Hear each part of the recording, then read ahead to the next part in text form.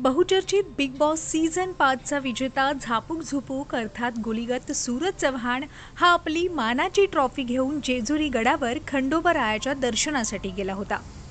यावेळी सूरज चव्हाण याचे हजारो फॅन्स त्याला पाहण्यासाठी जेजुरी गडावर दाखल झाले होते।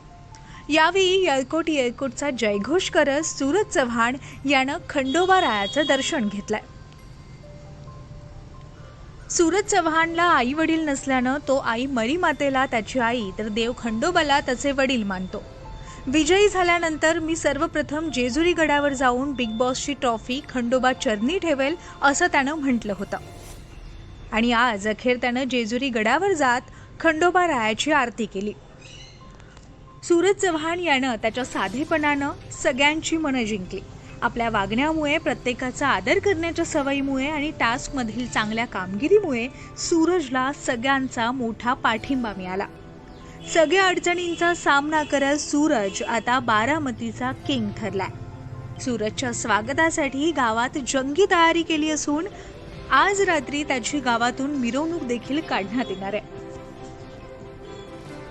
यावेळी गडावर असणाऱ्या उपस्थितांनी सूरजचं तोंड भरून कौतुक केलं। त्यांनी आपली स्पर्धा खेळली, त्यांनी आपलं कौशल्य दाखवलं, जी गरिबी होती ती सुद्धा त्यांनी त्या ठिकाणी दाखवली आणि अतिशय चांगल्या पद्धतीनं शेवटपर्यंत कार्यक्रम करून महाराष्ट्रातल्या जनतेनं, महाराष्ट्रातल्या सर्व समाज बांधवांना, महाराष्ट्रातल्या सर्व जे बिग बॉसवर प्रेम करतात, जे सूरजवर प्रेम करतात, यांनी सर्वांनी आपलं बहुमूल्य मत त्याला देऊन त्या ठिकाणी जिंकून आणलं। त्याबद्दल महाराष्ट्रातल्या जनतेचं, सर्व वोटरधारकांचं, सर्वांचं मी पहिल्यांदा खंडोबा देव संस्थांचा प्रमुख विश्वस्त म्हणून सर्वांचं अभिनंदन करतो, सर्वांचा आभार व्यक्त करतो।